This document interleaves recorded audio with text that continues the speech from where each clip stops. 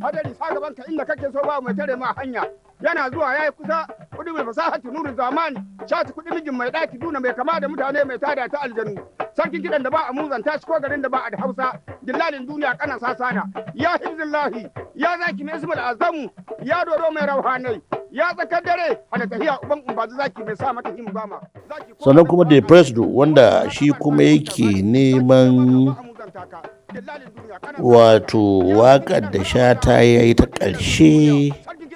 a rayuwarsa. Lokacin Shata ya yi waƙar ta ƙarshe a rayuwarsa ni Allah ya bani dama ina tare da shi.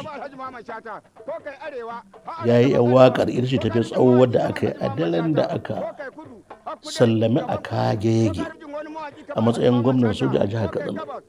Marigayi Alhaji Umar Musa ‘yar aduwa kuma ya anshi mulkin jihar daga hannun shi. To a wannan daren mun je Government House ana ita wannan dinar ta bankwana da gwamna a Kagege muna tsaye da wani aboki na Allah ya ji kansa rama Alhaji Alluwa sai ga Shata ya shigo muka je muka gaishe shi ya fi wayewa da Alin fiye da ni shi kai Ali ce kai ne ce shi ma kalle ce kai ne kai ce ya ji tukuru ya ce a je a ɗauko kujeru aka ɗauko kujeru shi ya zanna tsakiya mu muka sashi ni ina hagu Allah dama sannan ba mu kai ga nisa cikin tattaunawa da muka yi a wannan lokacin ba sai ga kuma garkuwan shi wato alaihi salatu mai ashirin ne ya zo ya zauna gaban shi mun samu sama da awa biyu zaune mu ɗauko wannan mu jefa wannan a janye wannan ana can kuma ana ta maganganu na ana bankwana da gwamna to bayan an kira Shata ya zo ya amshi stage ko kuma ya hau dandali a ranar ne na tsinki na gane al'amarin Shata sai haƙuri domin farko dai ya tashi ya je yawo ya taɓa ruwa ya fi tsari na jin ya kai sau biyar a lokaci ɗaya kenan sannan na biyu sanda ya hau yana waka kana kallon hancin shi yadda yake zubar da majina yana shafewa kai da ka gani ka san sai dai haƙuri domin ba irin Shatan da muka saba gani ba ne lokacin da muke zuwa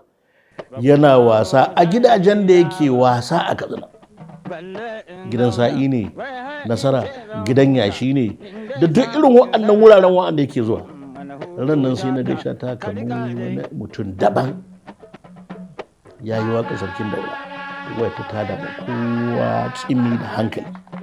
sannan kuma ya yi waƙa marigayi sarki Katsina Muhammadu Kabir Usman Allah ji kansu rahama to bayan an gama wannan kuma wani shekare aka tafi da sahi aka rantsar da Umar Musa a matsayin sabon gwamna to nan ma ya taɓa wa'annan 'yan waƙoƙin kaɗan Allah ya ji kalmata sarkin Kano yana zaune yana kallon Shata kuma ya yi ƙoƙarin ya yi abin da ke amma kai da ka gani a lokacin ka zan tafiya ta yi tafiya to kuma daga lokacin ne aka ce daga wannan wurin ne Shata na komawa funtuwa jiki ya rikici gwamnan jihar Katsina Umar Musa Allah ya ji kansa rahama ya ba da umarnin cewa a ɗauke shi a tafi da shi asibiti Kano to kuma haka Allah ya yi can Allah ya anshire shi Allah ji kansu da rahama su duka sannan kuma akwai Chidi Boy da Umar Faruk wa'anda suke tambaye Umar Faruk Bashir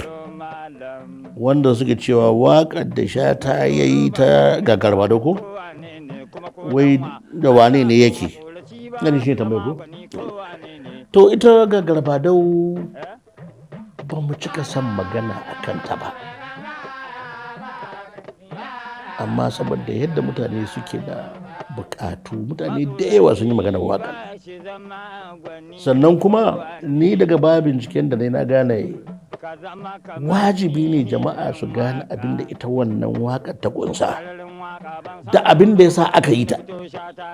abubuwa ne na tarihi a shimfiɗa a ciki na samu dama mun yi magana mai nisa da Allah ya ji kansa wamban Katsina Alhaji Abubakar ya gaya mani kai tsaye wanda ina shi a rukuda aje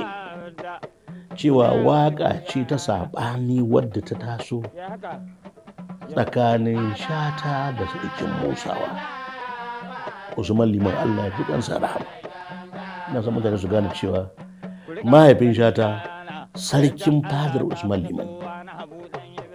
ɗaya kenan. Sannan irin yadda Shata ya yi buri ya bukaci Allah ya ba Usman Liman sarautar Katsina, kowa ya san babu wani ko sarkin da ya zama sarki wato Usman na Gombe Shata bai yi mai irin wannan fatan ba, domin a cikin waƙe-waƙen da yake ya yi magana durar da durbi ya ji sarauta mu je gare mu sheke ayar mu har mu ya da fatare mu murna ta mu yayare, duk waƙoƙin a saurara. Saboda haka su Mamman Shata sun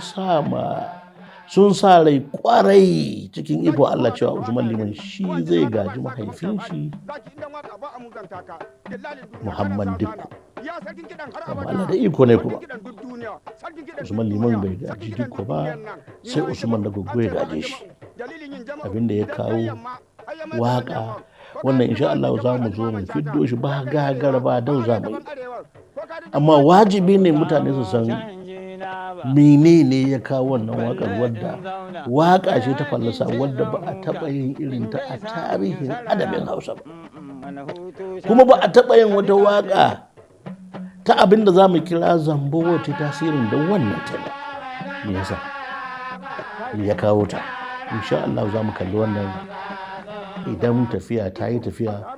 za mu tattauna a kan shi mai program wanda wannan kadai za mu kalla, domin Abba Kalli na yi sa'a a lokacin shi ne sakatare na kanke local government, a lokacin kuma Usman Liman Allah ya ji kansa durbin Katsina shi ne chairman na local government din, Abba Kalli ne mai sakatare.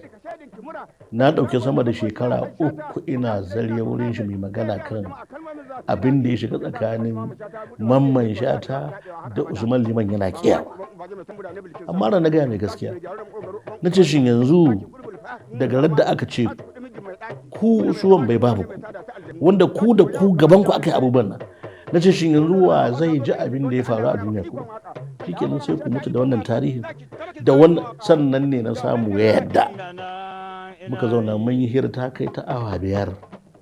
akan wannan abubuwan, wanda su ma za mu kalle su in Allah yadda. Baya ga shi na jin akwai Faruku Muhammad. Muna son tarihin waƙar Shata ta Kwanni da Dogon Dutse. Hanya ta cika nisa gobe tsakanin Kwanni da Dogon Dutse. Baka ce mai kyau, yace daɗin shi da wannan hanyar, wato ga tsawo sannan kuma ga tuddai babu kwanoni, hanya ce straight. Wannan waƙar sai ta sani da hanyar daga Kwanni har Dogon Dutse, domin in tabbatar da abin da Shata ke faɗi, kuma yadda yake faɗi haka na same ta. Ba ni mancewa a lokacin akan hanyar har da sauran bisashe na daji, wanda baya da lokacin da muka tasan Makwanni mun hangi irin su raƙumin daji a kan hanya. In Allah yadda ita ma wannan waƙar za mu kalli ta, domin akwai lokacin da zai wanda za mu kalli waƙoƙin da Shata ya yi ma wurare kamar Mambila. An ce in ana hawa Mambila mota ta gama canjin ta kafta na ta tafiya kamar ba ta yi. Waka ce mai kyau. Insha Allah kuma za mu kalle ta kamar yadda nake magana yanzu. Sannan kuma sai akwai Muhammad Mambi ne ko? Shi ma ce don Allah waƙoƙin nawa Shata ya yi wa marigayi Sanato Ahmed Arwa.